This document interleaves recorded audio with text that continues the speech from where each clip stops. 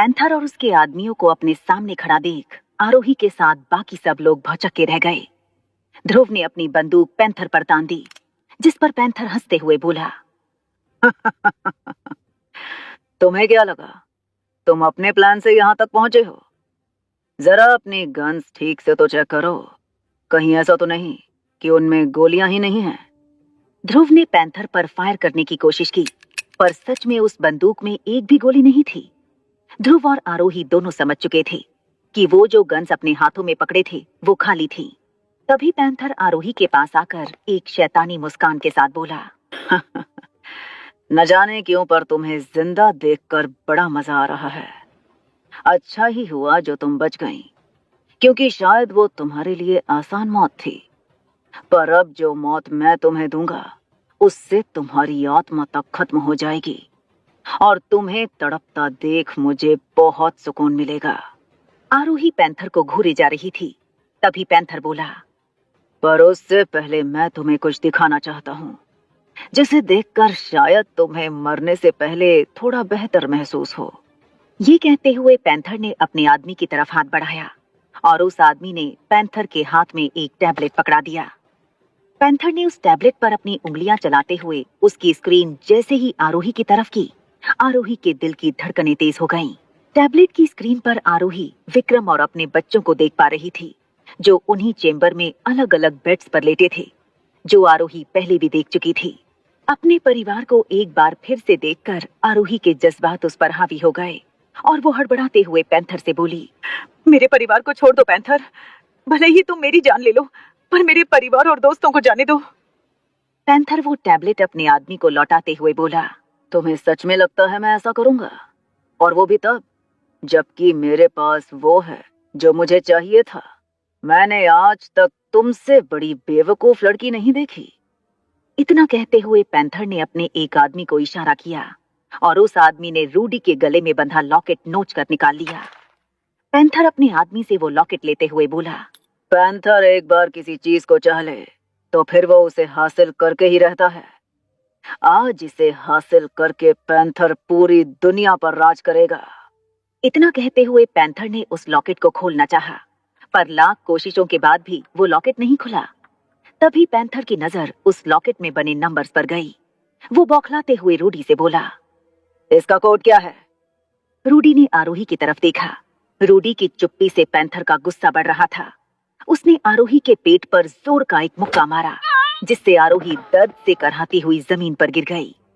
ध्रुव और राठौड़ तुरंत उसकी ओर बढ़े, पर तभी पैंथर के आदमियों ने उन्हें अपनी गन्स के बट्स मारकर गिरा दिया। रूडी आरोही को दर्द में देखकर बहुत ज्यादा घबरा गया था। वो कुछ बोलता उससे पहले ही आरोही दर्द भरी आवाज में रूडी से बोली, नहीं रूडी, चाहे जो हो जाए तुम इसे कोड मत बताना।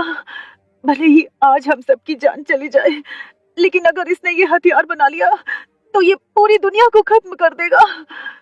आरोही की बात ने रूडी के अंदर एक आत्मविश्वास पैदा कर दिया था। वो पैंथर की आंखों में देखते हुए बोला, भले ही तुम हम सबकी जान ही क्यों न ले लो, मैं ये कोड तुम्हें नहीं बताने वाला। पैंथर की आंखें गुस्से से लाल हो गई थीं। उसने रूडी के मुंह पर जोर से एक तमाचा मारा, जिससे रूडी कुछ कदम दूर जाकर गिरा। पैंथर गुस्से से भड़कते हुए बोला, तुम्हें क्या लगता है तुम मुझे इसका कोड नहीं बताओगे तो क्या मैं इसे हासिल नहीं कर पाऊंगा? तुम्हारा मुंह खुलवाने के मेरे पास और भी तरीके हैं। इतना कहते हुए पैंथर ने अपने आदमियों को इशारा किया और उसके आदमी रूडी को अपने साथ लेकर उस जेल से बाहर निकल गए। आरोही और उसके साथियों ने उन्हें रोकने की बहुत कोशिश की, पर कोई फायदा नहीं हुआ। पैंथर के वहां से जाते ही ध्रुव और राठौड़ ने आरोही को संभाला। आरोही को अभी भी बहुत ज्यादा दर्द हो रहा था। ध्रुव ने कंसर्न होते हुए पूछा, तुम ठीक तो हो ना आरोही? आरोही कराहते हुए बोली, मेरी फिक्र मत करो, वो रूडी को अपने साथ ले गया है, न जाने वो उसके साथ क्या करेगा। राठौड़ चिंतित स्वर में बोला, लगता है सब खत्म हो गया है आरोही, हम अब कुछ नहीं कर सकते।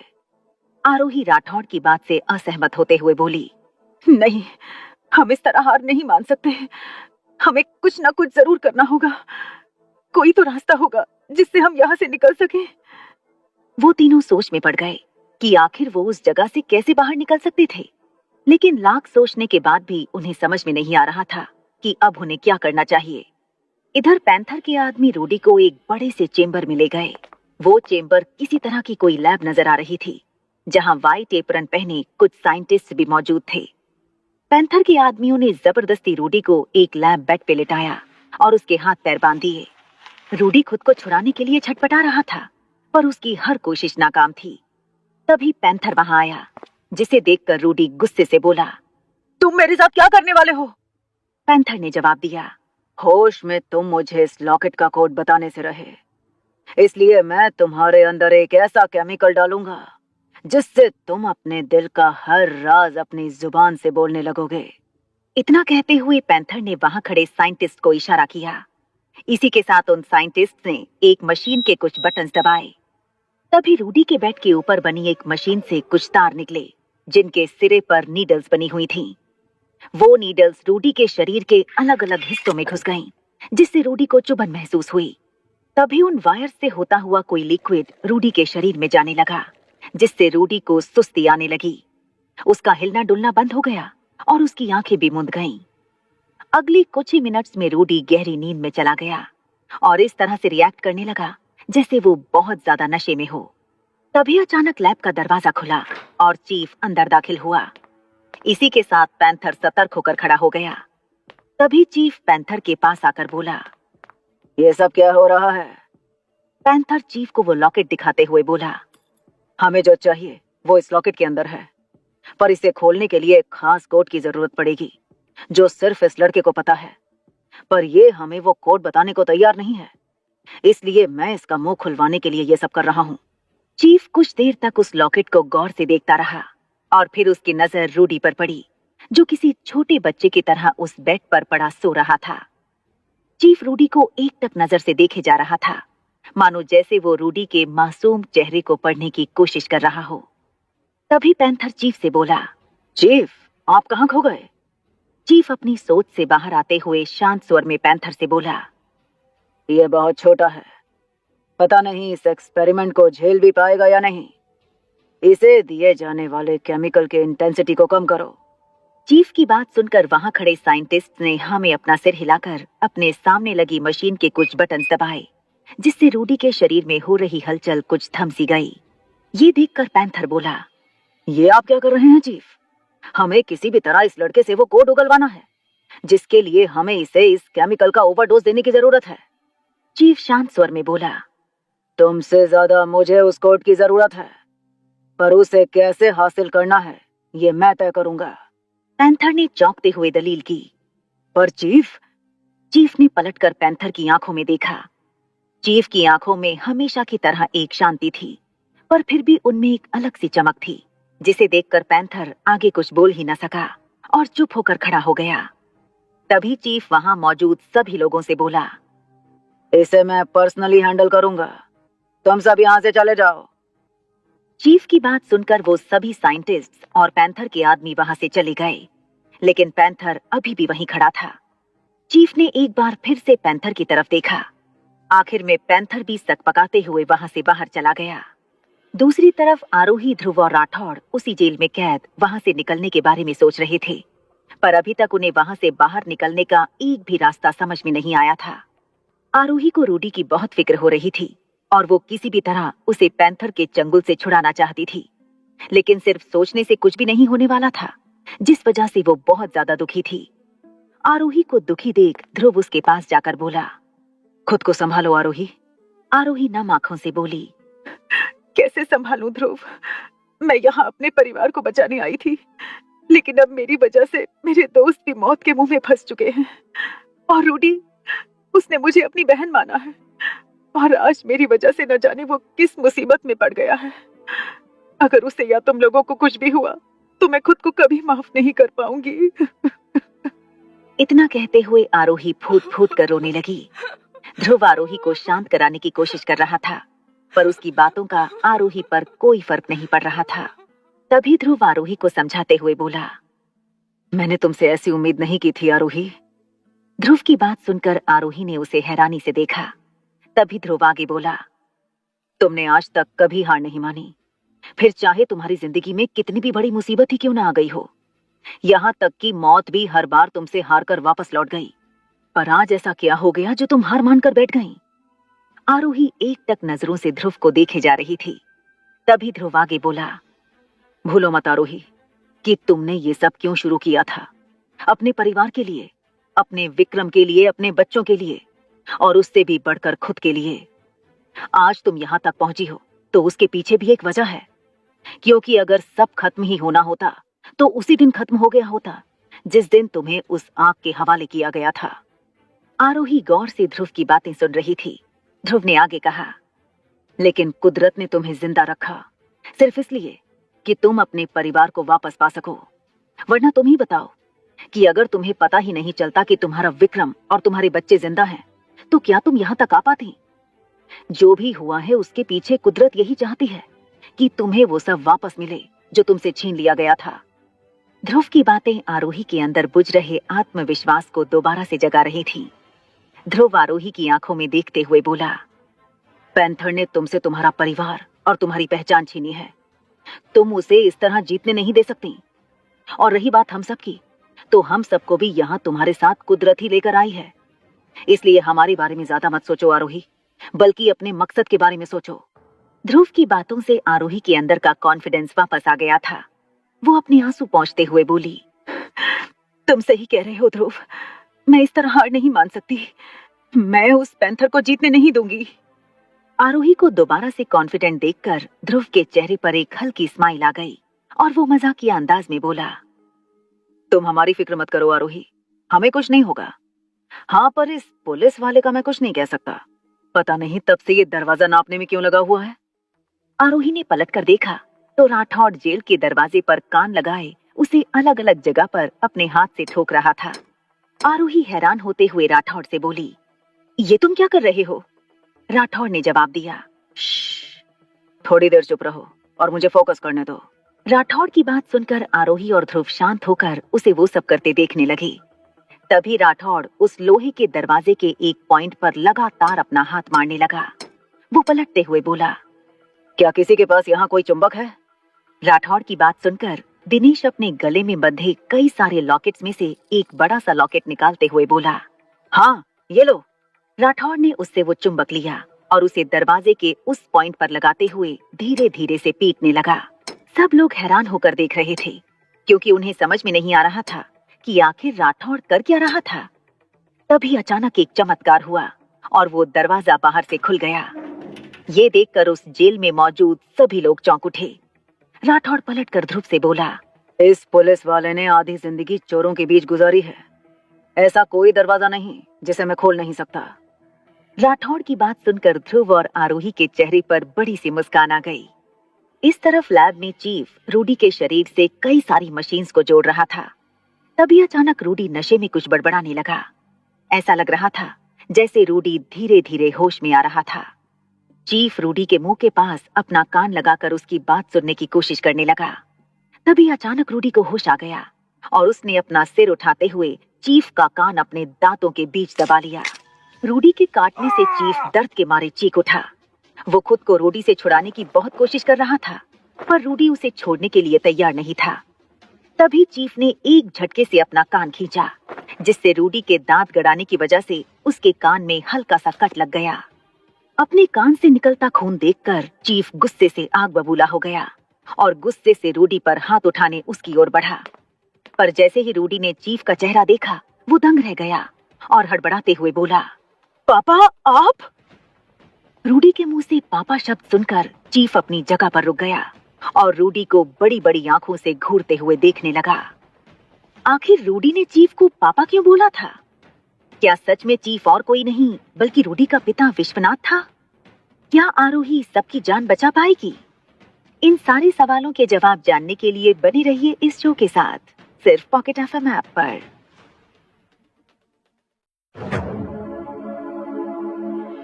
रूडी के खुद को पापा बोलने पर चीफ कुछ देर के लिए किसी मूर्ति की तरह जम गया था। उसके चेहरे पर जो शांति हमेशा बनी रहती थी, आज वो कहीं गायब सी हो गई थी। उसके चेहरे पर बेचैनी के बादल छा गए थे। वो एकटक नजर से रूडी को घूरे जा रहा था और रूडी की आंखों से लगातार आंसू बहे जा रहे थे। रूडी भारी गले से दोबारा से बोला, आप जिंदा हैं पापा? अचानक से चीफ अपने होश संभालते हुए बोला। ये तुम क्या बोल रहे हो? मैं तुम्हारा पापा नहीं हूँ। रूडी ने बेचैन होते हुए कह दिया। नहीं, आप ही मेरे पापा हैं। भले ही मैं आपको सालों बाद देख रहा हूँ, पर मेरी आंखें मुझे धोखा नहीं दे सकती। चीफ के चेहरे की बेचैनी बढ़ती जा रही थी। वो थोड़ा झल्लाते हुए बोला, मैंने कहा ना कि मैं तुम्हारा पापा नहीं हूँ। मैं यहाँ का चीफ साइंटिस्ट हूँ और मुझे मेरे एक्सपेरिमेंट के लिए उस पावर सोर्स की जरूरत है जो इस लॉकेट में है, और इस लॉकेट का कोड तुम्हारे पास है। इसलिए तुम्हारे लिए बेहतर यही होगा कि तुम मुझे वो कोड दे दो। रूडी हैरान होकर चीफ को घूरे जा रहा था। उस वक्त उसके अंदर जज्बातों का ऐसा तूफान चल रहा था जो उसके होश उड़ाए जा रहा था, क्योंकि उसे यकीन नहीं हो रहा था कि उसके पिता पैंथर के साथ मिले हुए हो सकते हैं। वो नम आंखों से बोला, ये लॉकेट आपका ही है पापा। वो पत्थर आपने ही इस लॉकेट में रखा था, क्योंकि आप इस पत्थर की पावर को देख चुके थे और आप ये जान चुके थे कि ये पत्थर सिर्फ तबाही ही ला सकता है। तो फिर ऐसा क्या हो गया जो आप इस पत्थर को हथियार बनाकर दुनिया के खिलाफ इस्तेमाल करना चाहते हैं? रूडी की बातें चीफ के मन में खलबली मचा रही थीं।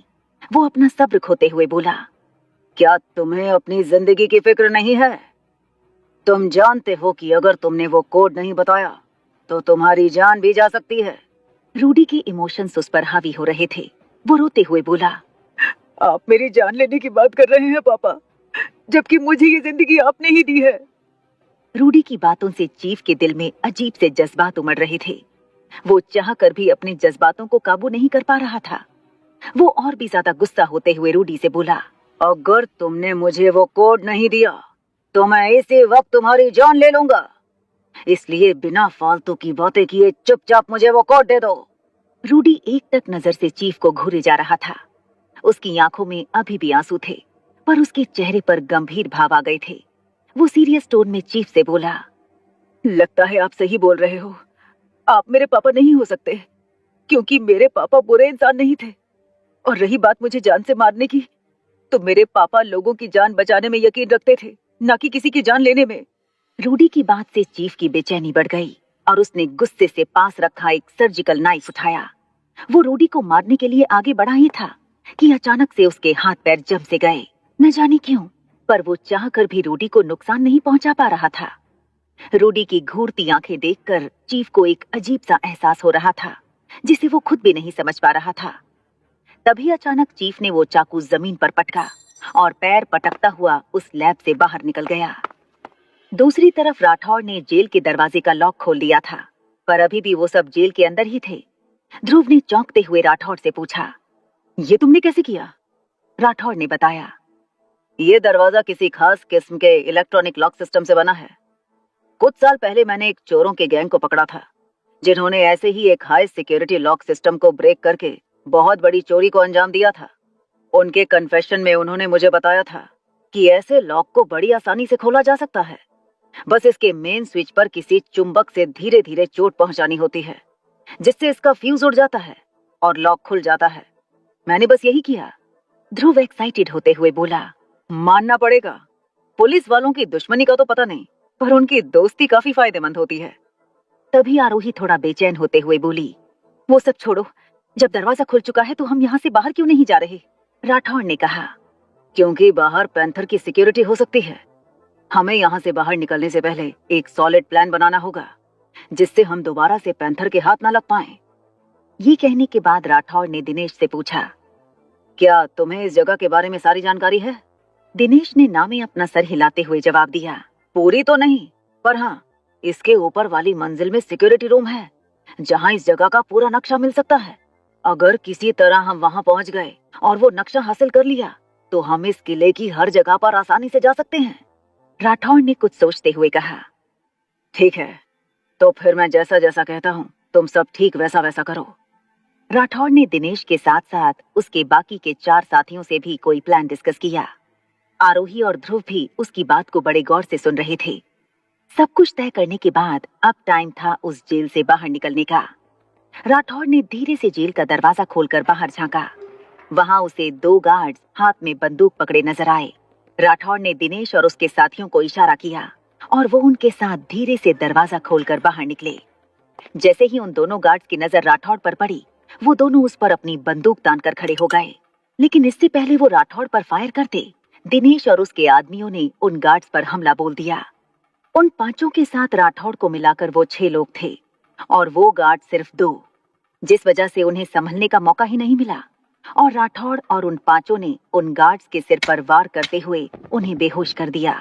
उसके बाद राठौड़ ने आरोही और ध्रुव को भी बाहर निकलने का इशारा किया और वो सब दबे पांव सीढ़ियां चढ़ते हुए ऊपर वाली मंजिल में चले गए। जब वो सिक्योरिटी रूम के बाहर पहुंचे तो वहां 2 और गार्ड्स खड़े थे, पर वो उन लोगों से काफी दूर थे, जिससे वो सब उन तक जल्दी नहीं पहुंच सकते थे, क्योंकि जैसे ही वो उन दोनों की नजर में आते वो उनकी गोलियों का शिकार बन सकते थे। तभी आरोही आगे आई और उसने अपनी जेब से 2 नुकीले कांटे निकाले, जो वो उन आदिवासियों के पास से लेकर आई थी। ये वैसे ही जहरीले कांटे थे जिनसे उन आदिवासियों ने आरोही और ध्रुव को बेहोश किया था। आरोही ने अपने पास से लकड़ी का एक पाइप निकाला और उसके एक सिरे में वो कांटा डालकर दूसरी तरफ से तेजी से फूंका। वो कांटा गोली की रफ्तार से निकलता हुआ सीधा उनमें से एक गार्ड की गर्दन पर जाकर लगा और वो जमीन पर गिरकर बेहोश हो गया। उसका साथी जैसे ही उसे संभालने के लिए नीचे झुका, आरोही ने उस पर भी उस कांटे से वार किया और वो भी अपने साथी की तरह ही बेसुध होकर जमीन पर गिर गया। इसी के साथ राठौड़ और बाकी सब लोग तेजी से सिक्योरिटी रूम की तरफ बढ़े और अंदर दाखिल होते हुए वहां मौजूद गार्ड्स को भी बेहोशी की नींद सुला दिया। सिक्योरिटी रूम में काफी ढूंढने के बाद आखिरकार राठौड़ को उस किले का ब्लूप्रिंट मिल ही गया। उसे देखकर वो हैरान होते हुए बोला, ये किला तो सच में किसी भूल भुलैया से कम नहीं है। यहाँ इतने सारे चेम्बर्स हैं कि पता ही नहीं चल रहा है कि हमें कहाँ जाना है और क्या करना है। तभी आरोही बोली, सबसे पहले हमें रूडी को ढूंढना होगा। पता नहीं वो इस वक्त कहाँ होगा और पैंथर उसके साथ क्या कर रहा होगा। तभी दिनेश बोला, मुझे लगता है पैंथर रूडी को जरूर चीफ की लैब में ले गया होगा, क्योंकि एक वही जगह है जहां वो अपने प्रयोग से रूडी का मुंह खुलवा सकता है। आरोही ने चौंकते हुए दिनेश से पूछा, क्या तुम इस ब्लूप्रिंट पर देखकर मुझे बता सकते हो कि चीफ की लैब कहाँ है? दिनेश ने ब्लूप्रिंट पर हाथ रखते हुए कहा, ये है वो लैब, पर वहां पहुंचना इतना आसान नहीं होगा, क्योंकि वहां बहुत सारे गार्ड्स मौजूद होंगे जिनका हम आसानी से सामना नहीं कर सकते। वो सब इसी सोच में पड़े थे कि आखिर उन्हें आगे क्या करना था कि तभी अचानक आरोही ब्लूप्रिंट में कुछ देखते हुए बोली, ये चीफ का वही रूम है ना जहां ढेर सारी किताबें रखी थी? दिनेश ने जवाब दिया, हाँ। आरोही बोली, यहाँ से एक रास्ता नजर आ रहा है जो सीधा उस लैब तक जाता है, पर जब मैं और ध्रुव वहां पर थे तो उस कमरे में हमें एक भी ऐसा रास्ता नजर नहीं आया था। ध्रुव ने आरोही की बात से सहमत होते हुए कहा, आरोही सच कह रही है, उस कमरे में हर जगह सिर्फ बुक शेल्फ्स ही थी, ना कि कोई रास्ता। आरोही ने कुछ सोचते हुए कहा, इसका मतलब उस कमरे में एक सीक्रेट रास्ता है जो सीधा उस लैब तक जाता है। हमें उस रास्ते से होते हुए लैब में एंटर करना होगा। ध्रुव ने आरोही की बात सुनकर हाँ में अपना सिर हिलाया। तभी राठौड़ आरोही से बोला, ठीक है, तो पहले हमें उस रूम में जाना होगा। आरोही ने कहा, नहीं, वहां सिर्फ मैं और ध्रुव जाएंगे। तुम दिनेश और बाकी लोगों के साथ मेरे परिवार को ढूंढोगे। राठौड़ चौंक गया, क्या? पर मुझे कैसे पता चलेगा कि तुम्हारा परिवार कहाँ है? आरोही ने बताया, जब पैंथर ने मुझे अपने टैबलेट में वो क्लिप दिखाई थी जहां उसने विक्रम और मेरे बच्चों को कैद करके रखा था, तब मैंने वहां की दीवारों पर लगे कुछ वाटर पाइप्स देखे थे, जिसका मतलब वो ऐसी जगह है जहां से इस पूरे किले में साफ पानी सप्लाई होता है। इसलिए तुम्हें उस जगह जाकर मेरे परिवार को ढूंढना होगा। आरोही की बात सुनकर दिनेश ब्लूप्रिंट देखते हुए बोला, आरोही सच कह रही है। इस किले के सबसे नीचे बने बेसमेंट में वाटर सप्लाई चेंबर है जो समंदर के पानी को प्यूरिफाई करके उसे साफ पानी में बदलता है। आज तक मैं वहां गया तो नहीं, क्योंकि हर किसी को वहां जाने की परमिशन नहीं है, पर मैंने उस जगह के बारे में सुना जरूर है। राठौड़ दिनेश और उसके आदमियों के साथ वहां जाने को तैयार हो गया और आरोही ध्रुव के साथ चीफ के चेंबर में जाने के लिए निकल गई। इस तरफ चीफ अपने कमरे में बैठा था और वो लॉकेट उसके हाथ में था। रह रहकर उसे रूडी की बात याद आ रही थी। जब से रूडी ने उसे पापा कहकर बुलाया था, तब से ही उसे अजीब सा महसूस हो रहा था। वो याद करने की कोशिश कर रहा था कि आखिर उसने अपने लिए पापा शब्द पहले कब सुना था। उसके साथ ही न जाने क्यों उसे रूडी का चेहरा जाना पहचाना लग रहा था। चीफ को कुछ अजीब से विजन्स आ रहे थे, जिन्हें पहले भी कई बार वो अपने सपनों में देख चुका था। उसे समझ में नहीं आ रहा था कि आखिर उसे हुआ क्या था। क्या रूडी जो कुछ भी उससे कह रहा था वो सब सच था? क्या सच में वो रूडी का पिता था? इन सारे सवालों ने चीफ का दिमाग खराब कर रखा था। खुद को अपने ख्यालों से बाहर लाने के लिए चीफ ने अपना ध्यान उन बातों से हटाकर उस लॉकेट पर फोकस करने की कोशिश की। वो गौर से उस लॉकेट को देखने लगा और उस पर दिए नंबर्स को देखकर कोड का अंदाजा लगाने लगा। तभी अचानक उसे ऐसा महसूस हुआ जैसे वो उस लॉकेट को पहले भी देख चुका था। न जाने उसके मन में क्या आया और उसने उस पर दिए नंबर्स को 369 के पैटर्न में लगाया। तभी अचानक से वो लॉकेट खुल गया, जिससे चीफ भौचक्का रह गया। उसे समझ में नहीं आ रहा था कि आखिर उसका अंदाजा इतना परफेक्ट कैसे हो सकता था। तभी उसे रूडी की बात याद आई कि वो लॉकेट उसके पिता का था और उसके पिता ने ही उस लॉकेट में उस पत्थर को रखा था। चीफ ने धीरे से उस लॉकेट को खोला तो उसके अंदर उसे वो पत्थर नजर आया। उस पत्थर को देखकर न जाने क्यों उसे ऐसा महसूस हो रहा था जैसे वो उस पत्थर को पहले भी कहीं देख चुका था। वो बड़े गौर से उस पत्थर को देखे जा रहा था कि तभी कुछ सेकंड्स बाद वो पत्थर धीरे धीरे चमकने लगा। ये देखकर चीफ के दिल में एक अजीब सी घबराहट पैदा हुई और उसने जल्दी से उसे वापस उस लॉकेट में रखकर दोबारा से बंद कर दिया। कुछ ही सेकंड्स में वो लॉकेट काफी गर्म हो गया था, जिसे चीफ अपनी हथेली पर साफ महसूस कर सकता था। चीफ के दिल में एक अजीब सी उधेड़-बुन चल रही थी। वो अपनी जगह से उठा और उस कमरे से बाहर निकल गया। कमरे से बाहर निकलकर वो किले की सबसे ऊपरी इमारत पर गया और एक चेंबर के बाहर पहुंचकर उसने दरवाजे पर लगे लॉक में एक कोड डाला। जैसे ही वो दरवाजा खुला, चीफ उस कमरे में दाखिल हो गया और दरवाजा दोबारा से बंद हो गया। उस कमरे में काफी अंधेरा था। चीफ वहां जाकर कमरे के बीचों बीच खड़े होते हुए अपने सामने की ओर देखकर बोला, मैं यहाँ तुमसे कुछ सवाल करने आया हूँ। मुझे बताओ कि मैं कौन हूँ। तभी चीफ के सामने एक बड़ी सी कुर्सी पर बैठा एक नकाब पहने इंसान भारी आवाज में बोला, क्या हुआ चीफ, आज अचानक से ये सवाल क्यों? चीफ ने कहा, वो लड़का जिसे तुम्हारे आदमी पकड़ कर लाए हैं, उसका कहना है कि मैं उसका पिता हूँ। क्या ये सच है? नकाबपोश आदमी ने जवाब दिया, वो झूठ बोल रहा है। वो सिर्फ अपनी और अपने दोस्तों की जान बचाना चाहता है, इसलिए तुम उसकी बातों में आने के बजाय उससे वो कोड हासिल करने की कोशिश करो जो इस लॉकेट को खोल सके।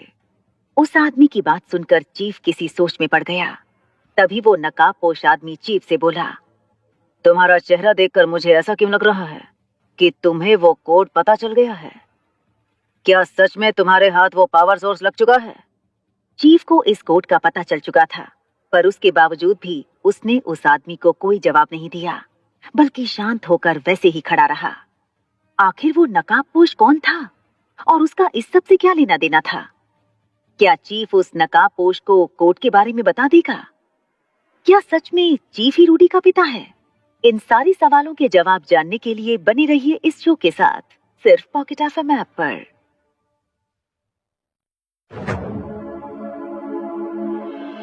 चीफ की खामोशी से उस नकाबपोश को थोड़ा शक हुआ और वो दोबारा से चीफ से बोला, इसका मतलब तुम उस कोड को हासिल करने में कामयाब रहे?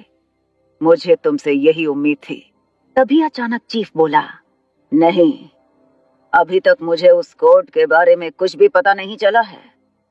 चीफ की बात सुनकर वो नकाबपोश झल्लाई हुई आवाज में बोला, तो फिर उस कोड का पता लगाओ, फिर चाहे तुम्हें उस लड़के की जान ही क्यों ना लेनी पड़े। नकाबपोश की बात सुनकर चीफ थोड़ा बेचैन होते हुए बोला, नहीं, उसकी कोई जरूरत नहीं पड़ेगी। मैं उस कोड का जल्द से जल्द पता लगा लूंगा।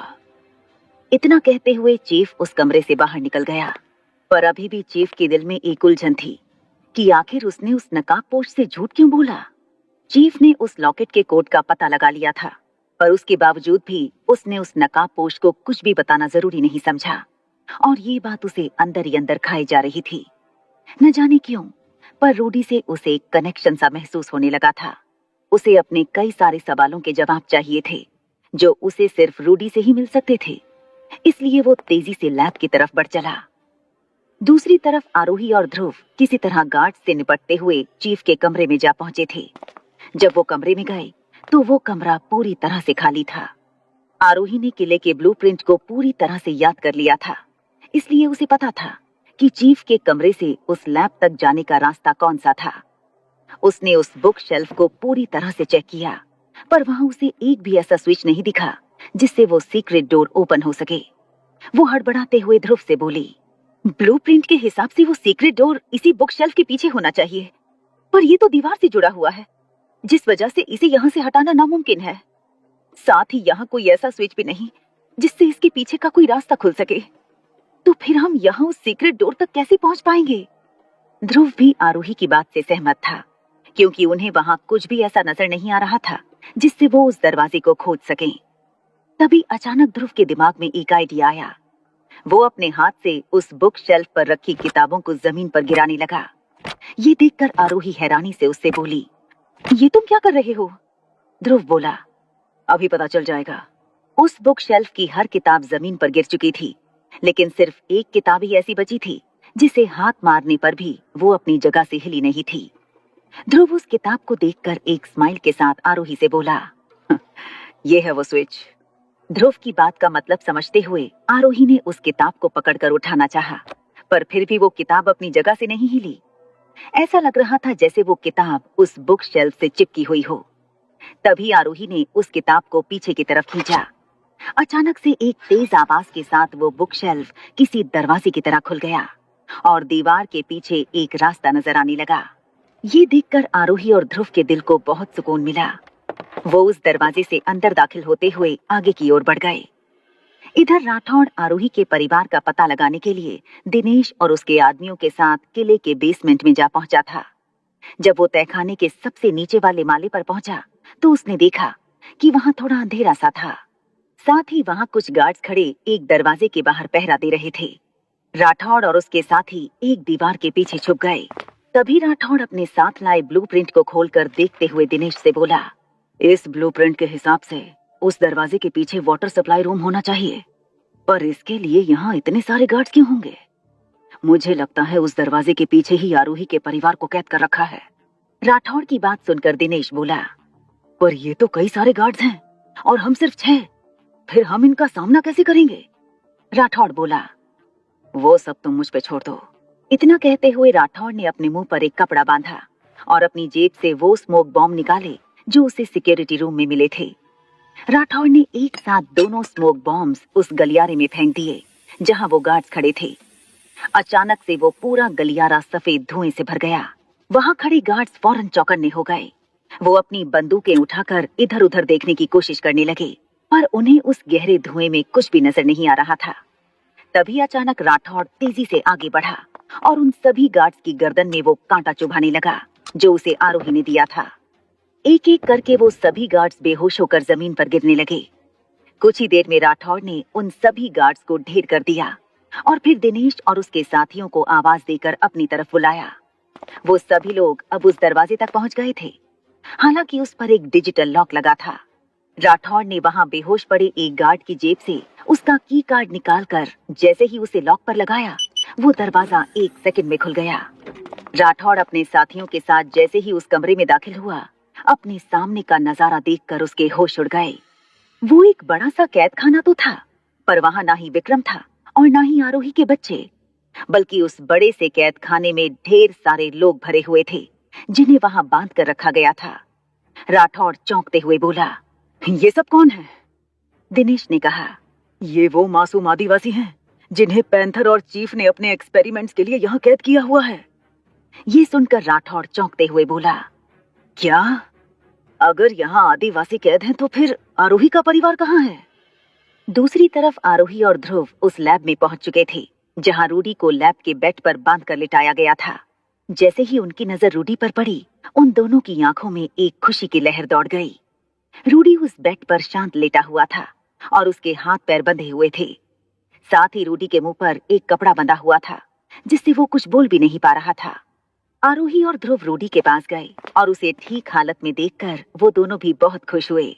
वो उसे उस बेड से छुड़ाने की कोशिश कर ही रहे थे कि तभी अचानक ध्रुव को अपनी गर्दन में तेज बिजली का झटका महसूस हुआ, जिससे वो गश खाकर जमीन पर गिर के छटपटाने लगा। आरोही ये देखकर हड़बड़ा गई और तेजी से पीछे मुड़ी।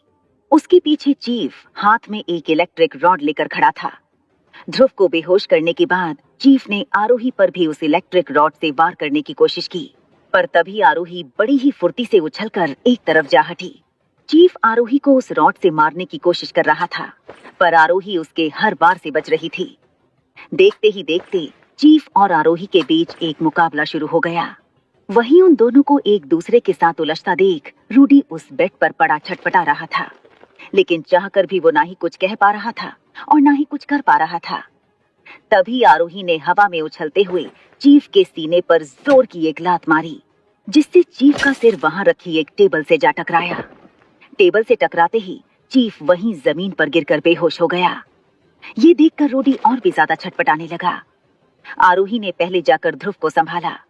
जब ध्रुव को थोड़ा बेहतर महसूस हुआ तो वो उठकर खड़ा हुआ। आरोही उसकी फिक्र करते हुए बोली, तुम ठीक तो हो ना ध्रुव? ध्रुव लंबी लंबी सांसें लेते हुए बोला, मैं ठीक हूँ आरोही, बहुत ही तेज झटका था। आखिर ये चीफ ऐसे हथियार बनाता कैसे है? आरोही बोली, ये सब बात करने का वक्त हमारे पास नहीं है, जल्दी से रूडी को लेकर चलो यहाँ से। इतना कहते हुए आरोही दोबारा से रूडी को उस बेड से खोलने लगी, पर तभी अचानक लैब का दरवाजा खुला और पैंथर अपने आदमियों के साथ अंदर दाखिल हुआ। उसके आदमियों ने अपनी बंदूकें आरोही और ध्रुव पर तान दी। ये देखकर आरोही और ध्रुव अपनी जगह पर ही जम गए। तभी पैंथर बोला, तुम्हें क्या लगा तुम आसानी से यहाँ से बचकर निकल जाओगे और मैं कुछ भी नहीं करूंगा? अपने हाथ ऊपर करके खड़े हो जाओ। पैंथर के आदमियों की बंदूकों के सामने आरोही और ध्रुव अपने हाथ ऊपर करके खड़े हो गए। तभी पैंथर ने अपने आदमियों से कहा, इन सभी के हाथ बांध कर ऊपर ले आओ, वहीं इनका फैसला होगा। तभी पैंथर का एक आदमी जमीन पर बेहोश पड़े चीफ को देखते हुए बोला, चीफ का क्या करना है बॉस? पैंथर बोला, इन्हें होश में लाकर तीसरे माले पर लाओ। उस आदमी ने हाँ में अपना सिर हिलाया और अपने कुछ आदमियों के साथ चीफ को होश में लाने की कोशिश करने लगा। उसके बाकी के आदमी आरोही और ध्रुव को बंदी बनाकर वहां से ले गए। पैंथर और उसके आदमी उन्हें लेकर किले के तीसरे माले में बनी एक दूसरी लैब में लेकर गए। उन दोनों को वहां 2 अलग अलग पिलर से बांधा गया। उसके बाद पैंथर वहां दाखिल हुआ। उसके पीछे उसके आदमी बेड पर बंधे रूडी को वहां लेकर आए और उसे लैब के बीचों बीच लिटा दिया। थोड़ी देर में चीफ भी वहां आया और पैंथर के पास आकर खड़ा हो गया। तभी पैंथर चीफ से बोला, उम्मीद है आप अब बेहतर महसूस कर रहे हैं चीफ, क्योंकि इस वक्त आपकी यहाँ सबसे ज्यादा जरूरत है। चीफ पैंथर से हैरान होते हुए बोला, क्या मतलब है तुम्हारा? पैंथर रूडी की तरफ इशारा करते हुए बोला, आपको इस लड़के से उस कोड का पता लगाना है और उसके लिए आपको इस पर होलिस्टिक एक्सपेरिमेंट करना होगा। ये सुनते ही चीफ ने चौंकते हुए कहा, ये तुम क्या कह रहे हो? होलिस्टिक एक्सपेरिमेंट में इस बच्चे की जान भी जा सकती है। पैंथर बोला, पैंथर को इसकी जान से कुछ लेना देना नहीं है। पैंथर को सिर्फ वो कोड चाहिए जिससे उसे वो पावर सोर्स मिल सके, और उसके लिए इस लड़के पर होलिस्टिक एक्सपेरिमेंट करने से बेहतर और कुछ नहीं है। जब इसके शरीर के अंदर आपका बनाया हुआ केमिकल जाएगा तो उसकी तड़प ये बर्दाश्त नहीं कर पाएगा। इसकी उसी तड़प का फायदा उठाकर हम इससे वो कोड हासिल कर सकते हैं। आज पहली बार पैंथर का चीफ के प्रति बर्ताव थोड़ा अलग सा लग रहा था, जैसे उसके अंदर चीफ से बिना झिझक बात करने की हिम्मत आ गई थी। इस बात को चीफ भी महसूस कर पा रहा था। तभी पैंथर ने चीफ को वहां लगी मशीन के पास जाने का इशारा किया। चीफ चुपचाप उस मशीन के पास जाकर खड़ा हो गया। वहां मौजूद कुछ साइंटिस्ट्स ने एक बार फिर से रूडी के शरीर में कुछ वायर्स जोड़ दिए और पैंथर ने चीफ को एक्सपेरिमेंट शुरू करने का इशारा किया। चीफ ने एक गहरी सांस भरते हुए मशीन चालू की और उन वायर्स से होता हुआ गर्म लिक्विड रूडी के शरीर में जाने लगा। रूडी को उससे बहुत ज्यादा तकलीफ हो रही थी और उसका शरीर दर्द के मारे छटपटा रहा था। ये देखकर आरोही और ध्रुव भी बेचैनी से खुद को छुड़ाने की कोशिश कर रहे थे, पर उनकी हर कोशिश नाकाम थी। चीफ शांत खड़ा रूडी को छटपटाते देख रहा था, पर चाहकर भी वो कुछ नहीं कर सकता था। लेकिन जब रूडी धीरे धीरे बेसुध पड़ने लगा तो चीफ से वो देखा ना गया और वो मशीन को बंद करते हुए पैंथर से बोला, बस मुझसे ये टॉर्चर देखा नहीं जाता। तुम्हें इस लॉकेट का कोड चाहिए ना? मेरे पास इसका कोड है। चीफ की बात सुनकर आरोही और ध्रुव दोनों भौचक के रह गए। तभी पैंथर जोर जोर से हंसते हुए चीफ से बोला, मैं जानता था कि तुम्हें इस लॉकेट का कोड पता चल चुका है। मैं बस ये देखना चाहता था कि तुम कब तक इसे छुपा कर रखते हो। आज तुम्हारी इस बात से यह साबित हो गया कि तुम्हारी याददाश्त वापस आ चुकी है। तभी तुमसे अपने खून का तड़पना देखा नहीं गया। पैंथर की बात से आरोही और ध्रुव भी हैरान थे, क्योंकि उन्हें समझ में नहीं आ रहा था कि आखिर वो चीफ से किस बारे में बात कर रहा था। तभी पैंथर ने अपने आदमियों से चीफ को पकड़ने को कहा। इसी के साथ उन सब ने चीफ को घेर कर पकड़ लिया। चीफ ने हैरान होते हुए पैंथर से पूछा, इसका मतलब ये सच है? पैंथर ने जवाब दिया, ज्यादा नाटक करने की जरूरत नहीं है डॉक्टर विश्वनाथ। मैं जानता हूं कि तुम्हें सब कुछ याद आ गया है, इसलिए बेहतर होगा कि तुम वो पावर सोर्स मेरे हवाले कर दो। पैंथर ने जैसे ही चीफ को डॉक्टर विश्वनाथ कहकर बुलाया, आरोही और ध्रुव की आंखें फटी की फटी रह गईं। डॉक्टर विश्वनाथ जिंदा कैसे बच गए थे? उनके साथ ऐसा क्या हुआ था जिससे उनकी याददाश्त चली गई थी? क्या पैंथर विश्वनाथ से वो पत्थर हासिल कर पाएगा? कहाँ है आरोही का परिवार? क्या वो उसे बचा पाएगी? इन सारे सवालों के जवाब जानने के लिए बने रहिए इस शो के साथ, सिर्फ पॉकेट एफएम ऐप पर।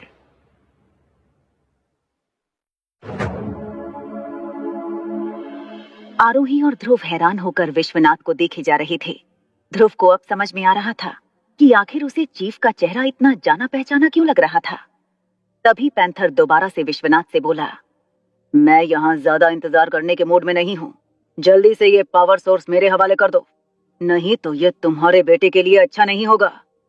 विश्वनाथ ने एक नजर रूडी को देखा और फिर पैंथर को देखते हुए बोला, ठीक है, जैसा तुम ठीक समझो। विश्वनाथ की बात सुनकर पैंथर ने अपने आदमियों को इशारा किया।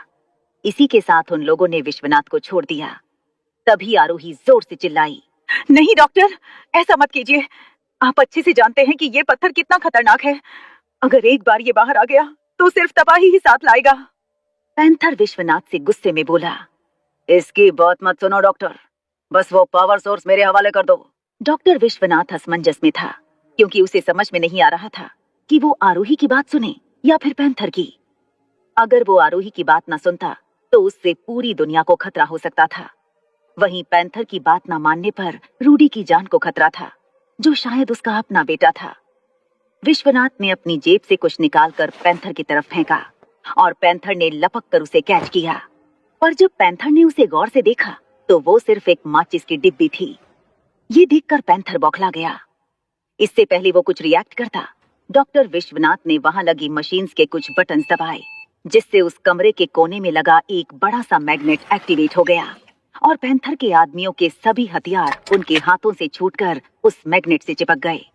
ये देखकर पैंथर और भी ज्यादा आग बबूला हो गया। उसने अपने आदमियों से कहा, खत्म कर दो इसे। पैंथर के आदमी विश्वनाथ को पकड़ने के लिए दौड़े, पर तभी विश्वनाथ ने जल्दी से उस मशीन के कुछ और बटन दबाए, जिससे उस लैब में धुआं सा भर गया। उस धुएं की वजह से पैंथर के आदमी विश्वनाथ तक पहुंच नहीं पाए। मौके का फायदा उठाते हुए विश्वनाथ ने जल्दी से आगे बढ़कर आरोही और ध्रुव के हाथ खोल दिए। अगले ही पल वो धुआं थोड़ा हल्का हुआ और उसके हल्के होते ही आरोही और ध्रुव पैंथर के आदमियों पर टूट पड़े। उन सब में एक जंग सी छिड़ गई, पर आरोही और ध्रुव अपने आप में इतने सक्षम थे कि वो दोनों ही पैंथर के आदमियों पर भारी पड़ रहे थे। देखते ही देखते उन दोनों ने पैंथर के आदमियों को धूल चटा दी। तभी अचानक वहां पैंथर की तेज आवाज आई, सब अपनी जगह पर रुक जाओ, नहीं तो मैं इस लड़के की जान ले लूंगा। जैसे ही आरोही और ध्रुव ने पीछे मुड़कर देखा तो पैंथर उनके सामने खड़ा था और उसने हाथ में एक कांच का टुकड़ा पकड़ा हुआ था, जो कि रूडी की गर्दन पर था। रूडी को अब पूरी तरह से होश आ चुका था। रूडी को देखकर आरोही और ध्रुव अपनी जगह पर ही रुक गए। रूडी घबराई आंखों से आरोही और ध्रुव की तरफ देख रहा था और इशारों में उनसे मदद मांग रहा था। आरोही और ध्रुव को समझ में नहीं आ रहा था कि आखिर वो रूडी को कैसे बचाएं। तभी अचानक वहां गोली चलने की एक तेज आवाज आई, जो कि सीधा पैंथर के सिर के आर पार हो गई। पैंथर वहीं जमीन पर गिरकर ढेर हो गया और उसके सिर से निकलता खून फर्श पर फैल गया। आरोही और ध्रुव ने जब पलटकर देखा तो उस बड़े से मैग्नेट के नीचे जमीन पर उन गार्ड्स की बंदूकें पड़ी थीं, जिनमें से एक गन अपने हाथ में पकड़े विश्वनाथ खड़ा था। विश्वनाथ को अपने सामने देख रूडी से रहा ना गया और वो दौड़कर उसके गले जा लगा। वो रोते हुए अपने पिता से बोला, मैं जानता था पापा, आप मुझे कुछ नहीं होने देंगे। विश्वनाथ को अभी भी कुछ याद नहीं आया था, पर रूडी के गले लगने से उसे एक अलग सा सुकून महसूस हो रहा था। उसने अपने हाथ में पकड़ी गन छोड़ दी और अपनी बाहें रूडी के चारों तरफ लपेट लीं। ये देखकर आरोही और ध्रुव भी उनके पास आकर खड़े हो गए। तभी रूडी भी अपने पिता से दूर हटकर खड़ा हो गया। आरोही विश्वनाथ से बोली, आप इतने वक्त से जिंदा थे तो आप कभी वापस क्यों नहीं लौटे? और आप यहाँ इस नई पहचान के साथ क्या कर रहे हैं? विश्वनाथ सीरियस टोन में बोला, मुझे नहीं पता, यहाँ तक कि मैं जानता भी नहीं हूँ कि असल में मैं कौन हूँ। ये सुनकर ध्रुव ने विश्वनाथ से सवाल किया, पर आपको इतना तो याद होगा कि आप यहाँ कब से हैं और किस हालत में यहाँ आए थे? विश्वनाथ बोला, मुझे यहाँ आए लगभग 12 साल हो गए हैं। एक दिन अचानक मेरी आंख खुली और मैंने खुद को इस लैब में पाया। बस उसी दिन से मैं पैंथर के लिए काम करने लगा और उसने मुझे यहाँ का चीफ साइंटिस्ट बना दिया। उसने मुझे ये काम सौंपा कि मैं उसके एक्सपेरिमेंट्स में उसका साथ दूं। रूडी ये सुनकर दोबारा से दुखी हो गया था कि उसके पिता को कुछ भी याद नहीं था। तभी आरोही बोली, लगता है आपकी किसी हादसे में याददाश्त चली गई है, इसी वजह से आपको कुछ भी याद नहीं। खैर, अब सब ठीक है। रूडी को उसके पिता मिल गए और हम सबको पैंथर से छुटकारा।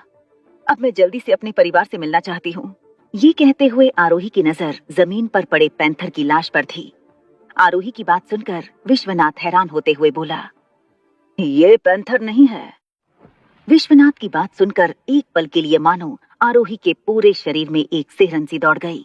उसे अपने कानों पर यकीन नहीं हुआ, जिस वजह से उसने हैरान होते हुए विश्वनाथ से कहा, ये आप क्या कह रहे हैं? विश्वनाथ बोला, मैं वही कह रहा हूँ जो सच है। ये आदमी जिसे मैंने गोली मारी, ये पैंथर नहीं बल्कि जेम्स है। ये दुनिया के सामने रहकर पैंथर के हर काम को अंजाम देता था, जबकि पैंथर कौन है इसके बारे में कोई नहीं जानता। आरोही के साथ ध्रुव और रूडी भी शॉक्ड होकर विश्वनाथ को देखे जा रहे थे और उनकी आंखों से ये साफ समझ आ रहा था कि वो इस सच्चाई को सुनकर बुरी तरह से चौंक गए थे। साथ ही उन्हें ये भी समझ आ गया था कि इस पूरे खेल का असली मास्टरमाइंड अभी भी जिंदा है। तभी अचानक उस कमरे में कुछ सायरन्स बजने लगे, जिससे वो सभी लोग चौंक गए। अचानक से उस कमरे का दरवाजा खुला और वहां कई सारे हथियारधारी गार्ड्स दाखिल हुए और उन सभी को घेर कर खड़े हो गए। तभी उस कमरे में लगी एक बड़ी सी स्क्रीन पर एक चेहरा उभर के आया, जो उसी नकाबपोश का था जिससे कुछ देर पहले विश्वनाथ मिलकर आया था। उस नकाब का शेप किसी पैंथर की तरह था और वो शख्स भारी आवाज में बोला, हेलो एवरीवन। आज तक पैंथर को कोई देख नहीं पाया। लगता है तुम लोग लकी हो जो आज तुम असली पैंथर से मिलने वाले हो। साथ ही तुम सबके लिए मेरे पास एक सरप्राइज है। इतना कहते हुए वो स्क्रीन वापस से सफेद हो गई। तभी उन गार्ड्स ने उन सबको अपने साथ चलने को कहा और बंदूक की नोक पर उन सबको लेकर वहां से चले गए। वो सभी लोग उन गार्ड्स के साथ किले की सबसे ऊपरी मंजिल पर गए, जहां सामने खुली दीवार थी और दूर फैला समंदर दिखाई दे रहा था।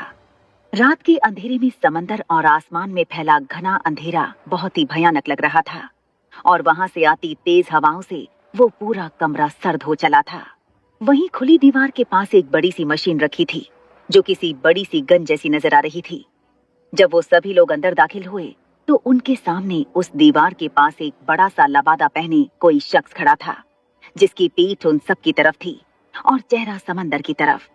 उनके वहां आते ही जब वो शख्स पलटा तो पता चला कि ये वही नकाबपोश था जिसे थोड़ी देर पहले उन सब ने लैब की स्क्रीन पर देखा था। वो शख्स भारी आवाज में उन सब से बोला, वेलकम, पैंथर की डेन में तुम सभी का स्वागत है। तभी विश्वनाथ पैंथर से बोला, तुमने आज तक मुझे सच क्यों नहीं बताया पैंथर?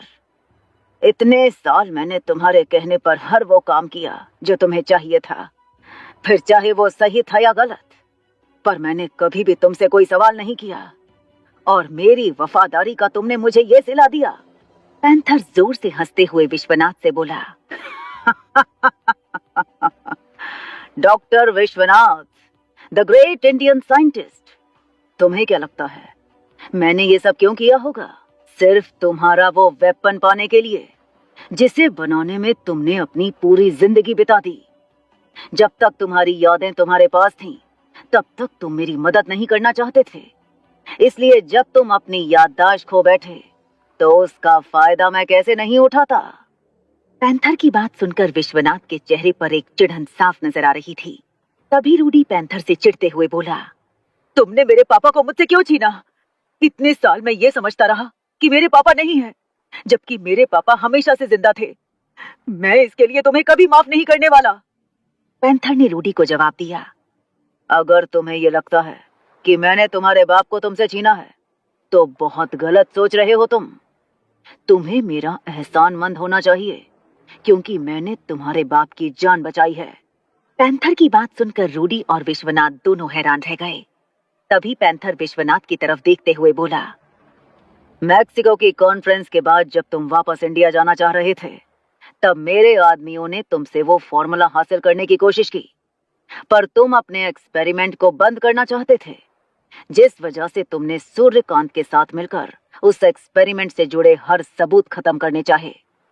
तुम्हारे दोस्त सूर्यकांत के आदमियों ने तुम्हें बचाने के लिए मेरे आदमियों को मार डाला और सूर्यकांत ने तुम्हें वापस इंडिया भेजना चाहा, पर शायद वो मेरी किस्मत ही थी कि प्लेन क्रैश होने के बावजूद तुम जिंदा बच गए।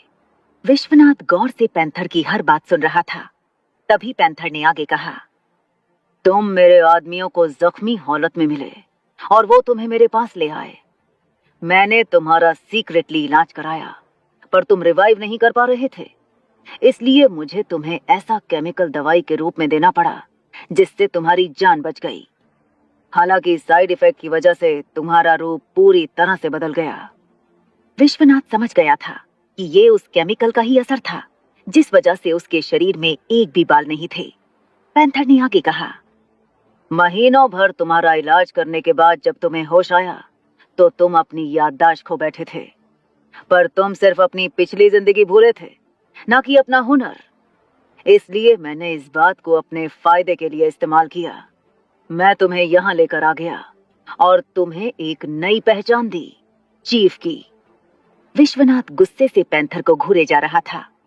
पैंथर ने कहानी आगे बढ़ाई, मैंने तुम्हें हर वो चीज दी जिससे तुम दोबारा से मेरे लिए वो हथियार बना सको, और इतने सालों की मेहनत के बाद आखिरकार तुमने मेरे लिए ये मशीन बना ही ली। पर फिर भी हमारे पास वो पावर सोर्स नहीं था जिससे मैं ये मशीन एक्टिवेट कर पाता। मैंने तुम्हारी याददाश्त वापस लाने के लिए तुम पर न जाने कितने एक्सपेरिमेंट्स किए, पर सब फेल रहे।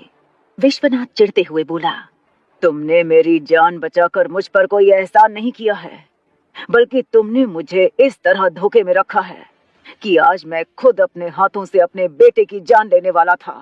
पैंथर ने उसे टोका, पर अभी तक इसकी जान गई तो नहीं ना? तुम्हें तुम्हारा बेटा भी मिल गया और वो पावर सोर्स भी। तुमने मेरे लिए इतने लंबे वक्त से काम किया है, इसलिए मैं तुम्हें एक डील ऑफर करता हूँ।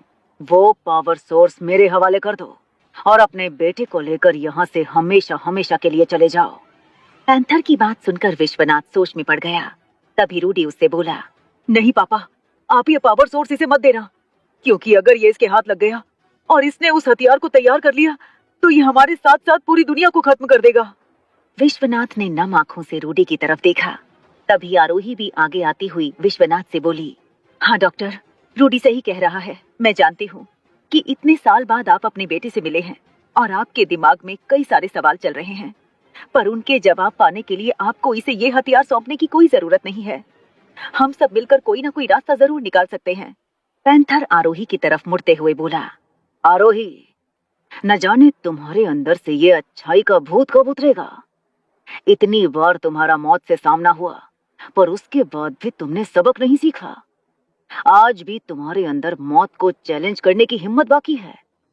मानना पड़ेगा, तुम बिल्कुल अपने बाप की तरह हो। आरोही ने चिढ़ते हुए पैंथर को टोका, मेरे पापा का नाम अपनी गंदी जबान से मत लो। तभी ध्रुव ने कुछ सोचते हुए पैंथर से पूछा, अगर तुम्हें उस वेपन को बनाने के लिए वो पावर सोर्स चाहिए था, तो फिर तुमने आरोही के परिवार को किस लिए किडनैप किया था? आरोही का इन सबसे क्या लेना देना? पैंथर हंसते हुए बोला, लेना देना है, बिल्कुल है। इतना कहने के बाद पैंथर ने आगे कहा, विश्वनाथ को उसकी कहानी बता दी, अब आरोही की बारी। इतना कहते ही अचानक पैंथर ने अपने चेहरे से वो नकाब उतारा। जैसे ही आरोही और बाकी लोगों ने पैंथर का चेहरा देखा, उन सब की आंखें फटी की फटी रह गईं। आखिर कौन है पैंथर? क्या आरोही अपने परिवार को बचा पाएगी? कौन जीतेगा ये जंग? इन सारे सवालों के जवाब जानने के लिए बने रहिए इस शो के साथ, सिर्फ पॉकेट आसम ऐप पर। नकाब के पीछे का चेहरा देखकर ध्रुव और रूडी जितना ज्यादा हैरान नजर आ रहे थे, उससे कहीं ज्यादा हैरान आरोही थी, क्योंकि उस चेहरे का रिश्ता जितना आरोही से जुड़ा था, उतना उस चार दीवारी में और किसी के साथ नहीं था। आरोही कांपती हुई आवाज में बोली, विद्युत, तुम? आरोही के सामने हाथ में पैंथर का मास्क पकड़े और कोई नहीं, बल्कि उसका भाई विद्युत खड़ा था। विद्युत के चेहरे पर एक शैतानी मुस्कान थी और वो उन सब में सिर्फ आरोही को ही घूरे जा रहा था। कुछ देर के लिए उस पूरी लैब में एक खामोशी सी छा गई थी। तभी विद्युत अपनी चुप्पी तोड़ते हुए बोला, क्या हुआ आरोही? मुझे तो लगा कि मुझे जिंदा देखकर तुम्हें खुशी होगी। आखिरकार मैं तुम्हारा भाई जो हूं, पर तुम तो मुझे देखकर बहुत ज्यादा शॉक्ड लग रही हो। खैर, मैं समझ सकता हूं। अक्सर पैंथर के सामने आने पर लोग इसी तरह से जम जाते हैं। आरोही के चेहरे से साफ समझ आ रहा था कि वो अभी भी इस बात को एक्सेप्ट नहीं कर पा रही थी कि उसका भाई विद्युत ही उसका सबसे बड़ा दुश्मन पैंथर था। तभी विद्युत ने आगे कहा, ये सच है आरोही, जिस पैंथर की तुम इतने वक्त से तलाश कर रही थी, वो इतने समय से तुम्हारे साथ ही था और उसके बारे में तुम्हें कुछ भी नहीं पता था। यही तो पैंथर की खासियत है। तभी तो सब बोलते हैं कि पैंथर हर जगह है। विद्युत उर्फ पैंथर ने वहां मौजूद सभी लोगों के होश उड़ा दिए थे। तभी ध्रुव हैरान होते हुए विद्युत से बोला, इसका मतलब आरोही के परिवार को तुम्ही ने? विद्युत ध्रुव की बात बीच में ही काटते हुए बोला, तुमने सही कहा। मैंने ही विक्रम और आरोही के बच्चों को किडनैप करवाया था और बाबू को विक्रम की जगह लाने वाला शख्स भी मैं ही था। मेरे एक आदमी ने जब बाबू को देखा तो वो उसे थोड़ा बहुत विक्रम की तरह नजर आया, इसलिए उसने बाबू की प्लास्टिक सर्जरी करवा के उसे विक्रम की जगह रिप्लेस कर दिया। इस बात से आरोही और भी ज्यादा शॉक रह गई थी और बड़ी बड़ी आंखों से विद्युत को घूरे जा रही थी। वो सीरियस टोन में विद्युत से बोली, ऐसा तुमने क्यों किया विद्युत? सिर्फ पापा के बिजनेस को हथियाने के लिए? विद्युत ने हंसते हुए कहा, इस गलतफहमी में मत रहना आरोही कि मैंने वो सब डैड के ड्रग्स के बिजनेस को हथियाने के लिए किया था, क्योंकि डैड का बिजनेस मेरे बाकी बिजनेसेस के आगे कुछ भी नहीं था। हमेशा से मेरा एक ही मकसद रहा है, डेथ रे को हासिल करना, और उस वक्त भी मैंने जो कुछ भी किया उसके पीछे भी वही मकसद था। आरोही को विद्युत की बात समझ में नहीं आई और वो उसे उसी तरह हैरानी से घूरती रही। तभी विद्युत ने अपनी कहानी सबको बतानी शुरू की। आज से 12 साल पहले जब मैं पहली बार डॉक्टर विश्वनाथ से मिला, तब मुझे डेथ रे के बारे में पता चला। उस वक्त भले ही मैं कॉलेज में था, पर फिर भी मैं डैड के ड्रग्स के बिजनेस में उनका साथ देता था।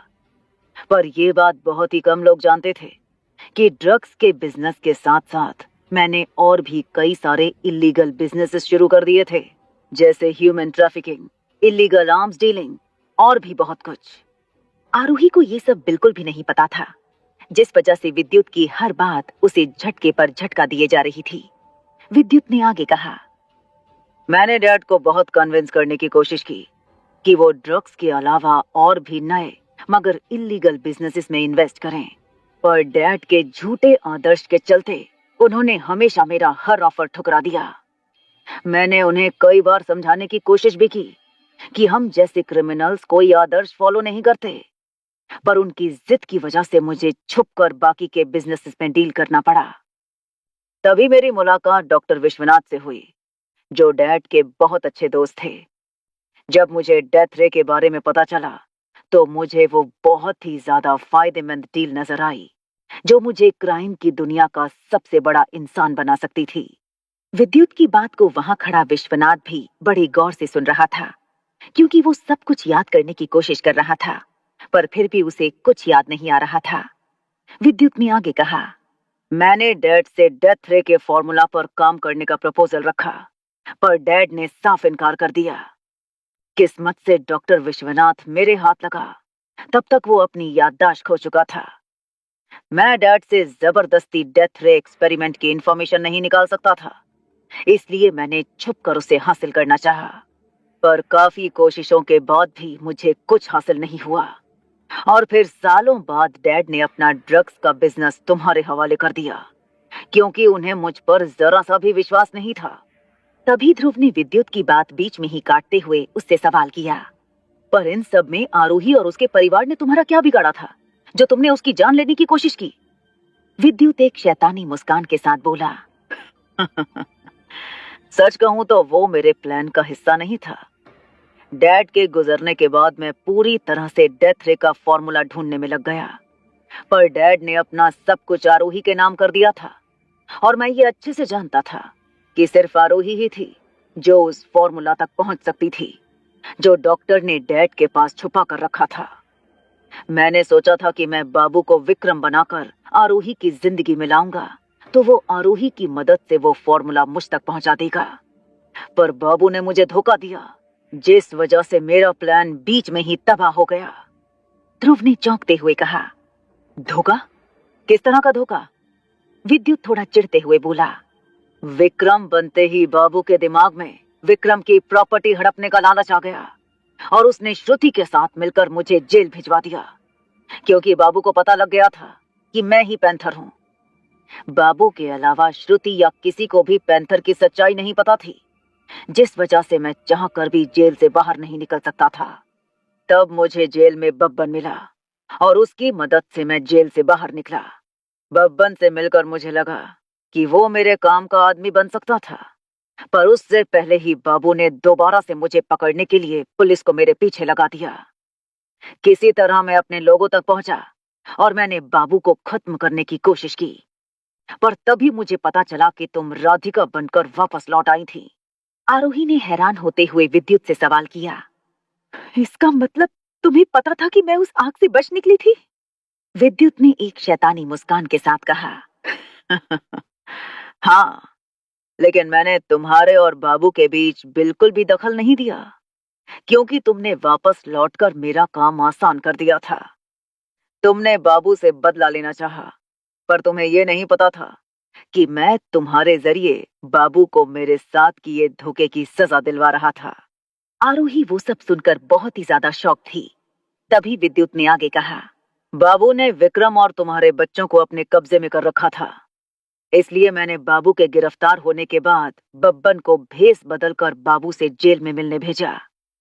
बब्बन ने बाबू को विश्वास दिलाया कि मैं उसका धोखा भूलकर उसे जेल से छुड़वाऊंगा। तब जाकर उसने बब्बन को विक्रम और तुम्हारे बच्चों का पता दिया। विक्रम और तुम्हारे बच्चों के मेरे कब्जे में आते ही बब्बन ने बाबू का जेल के अंदर ही काम तमाम कर दिया। वो सारी बातें सुनकर आरोही का दिमाग घूम रहा था। वो एक गहरी सांस लेते हुए विद्युत से बोली। पर तुमने मेरे सामने इतना बड़ा ढोंग क्यों किया? विद्युत ने कहा। क्योंकि मैं तुमसे नफरत करता था। जब मुझे पता चला था कि बाबू ने तुम्हें जलाकर मार डाला, तब मुझे बहुत अफसोस हुआ था, क्योंकि मैं तुम्हें अपने हाथों से मारना चाहता था। आरोही ने नम आंखों से सवाल किया।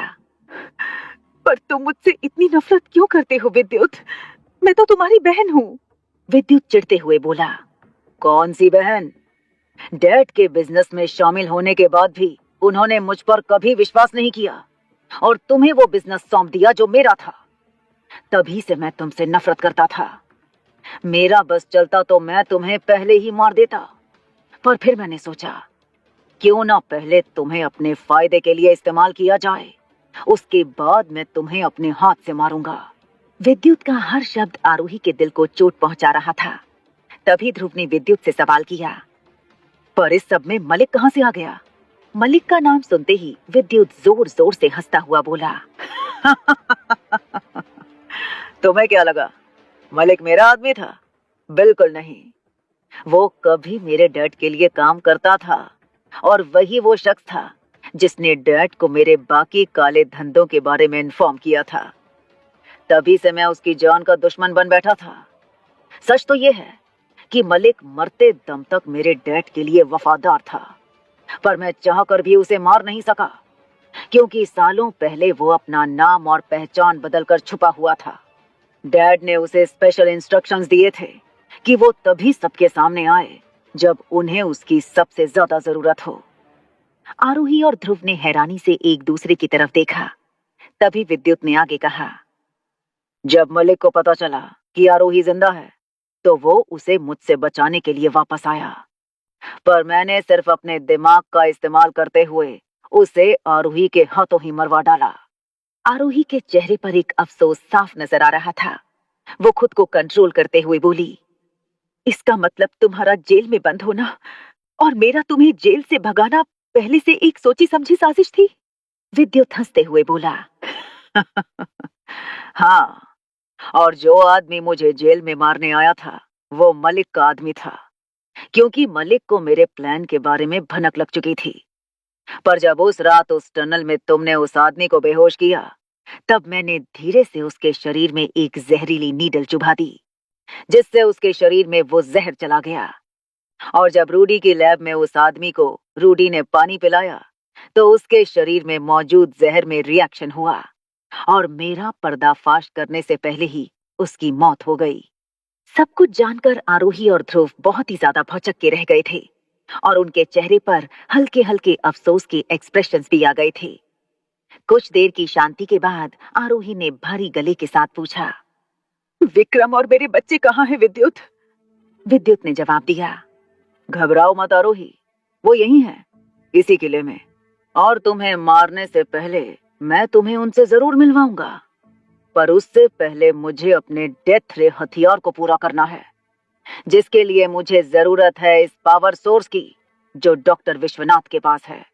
इतना कहते हुए उसने डॉक्टर विश्वनाथ की ओर देखा। विश्वनाथ ने उस लॉकेट को जोर से अपनी मुट्ठी में जकड़ लिया। तभी आरोही डॉक्टर विश्वनाथ से सीरियस टोन में बोली, आप इसे वो पत्थर दे दीजिए डॉक्टर। आरोही की बात सुनकर डॉक्टर विश्वनाथ ने चौंकते हुए उसकी ओर देखा। तभी रूडी भी बोला, हाँ पापा, आरोही दीदी सही बोल रही हैं, आप इस पत्थर को इसे दे दीजिए।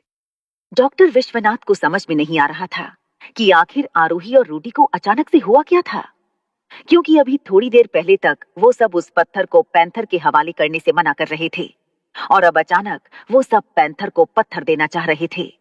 आरोही और रूडी की बात सुनकर विद्युत के चेहरे की मुस्कान बड़ी हो गई और वो डॉक्टर विश्वनाथ से बोला, डॉक्टर, इन सबको समझ में आ गया, पर अभी तक तुम्हें समझ में नहीं आया कि तुम्हें ये पत्थर मेरे हवाले कर देना चाहिए। चुपचाप ये पत्थर मुझे दे दो, क्योंकि अब तुम लोगों के पास इसके अलावा और कोई चारा नहीं बचा है। डॉक्टर ने एक नजर रूडी की तरफ देखा और फिर गहरी सांस भरते हुए उस लॉकेट में कोड डाला और खोला। उसके बाद उसने उस लॉकेट को विद्युत के हवाले कर दिया। उस लॉकेट को पाकर विद्युत बहुत ज्यादा खुश था। उसने जैसे ही उस लॉकेट को खोलकर देखा, उसकी आंखें चमक उठीं। तभी अचानक से पत्थर धीरे से चमकने लगा। आरोही और उसके साथी अच्छे से जानते थे कि कुछ देर बाद वो पत्थर क्या करने वाला था, जिस वजह से वो शांत होकर विद्युत को घूरे जा रहे थे। तभी अचानक से विद्युत ने वो लॉकेट बंद करते हुए उन सब की ओर देखकर कहा, तुम्हें क्या लगा तुम ये पत्थर मेरे हवाले करके मुझे मरते हुए देखोगे? मुझे पता है कि अगर मैंने इस पत्थर को कुछ सेकंड्स के लिए अपने हाथ में पकड़ा तो ये मेरा वजूद मिटा देगा। विद्युत की बात सुनकर वो सभी लोग हैरान रह गए। तभी विद्युत बोला, मुझे अफसोस है कि तुम्हारा मुझे मारने का प्लान खराब हो गया, पर मुझे पता है इस पत्थर को कैसे काबू करना है। ये कहते हुए विद्युत वहां रखी मशीन के पास गया और उस लॉकेट से वो पत्थर निकालकर उसे उस मशीन में फिट कर दिया। एक बार के लिए वो पत्थर जोर से चमका, पर फिर उसकी चमक काफी कम हो गई। विद्युत घमंड में बोला, ये मशीन शीशे की बनी है और इसमें इस पत्थर को रखने के बाद इस पत्थर को काबू किया जा सकता है। आज मेरा सालों पुराना सपना पूरा हुआ, क्योंकि आज आखिरकार मैंने डेथ रे बना ही ली। विद्युत की बात से वहां मौजूद सभी लोगों की आंखों में एक डर झलकने लगा। तभी विद्युत बोला, चलो क्यों ना इसका सबसे पहला एक्सपेरिमेंट इसे बनाने वाले पे किया जाए। ये कहते हुए विद्युत ने अपने आदमियों को इशारा किया और वो सब डॉक्टर विश्वनाथ को पकड़कर उस मशीन के सामने ले गए। विद्युत ने उस मशीन का बटन दबाया और उस मशीन के सिरे पर एक लाल रोशनी चमकने लगी। कुछ ही पल में वो मशीन डॉक्टर विश्वनाथ का वजूद खत्म करने वाली थी कि तभी अचानक उस मशीन ने चमकना बंद कर दिया और वो दोबारा से बंद पड़ गई। ये देखकर विद्युत चौंक उठा और वहां मौजूद साइंटिस्ट से उसके बारे में पूछने लगा, पर वहां खड़े एक भी साइंटिस्ट को समझ में नहीं आया कि आखिर वो मशीन चालू क्यों नहीं हुई थी। तभी उनमें से एक साइंटिस्ट बोला, बॉस, इस मशीन को चालू करने के लिए एक खास किस्म के पासवर्ड की जरूरत है। विद्युत हैरानी से बोला, क्या? तभी अचानक आरोही जोर जोर से हंसने लगी, जिसे देखकर विद्युत हैरान रह गया। आखिर आरोही हंस क्यों रही थी? उस मशीन को शुरू करने का पासवर्ड क्या था? क्या आरोही अपने परिवार को विद्युत की कैद से आजाद करा पाएगी? इन सारे सवालों के जवाब जानने के लिए बने रहिए इस शो के साथ, सिर्फ पॉकेट एफएम ऐप पर।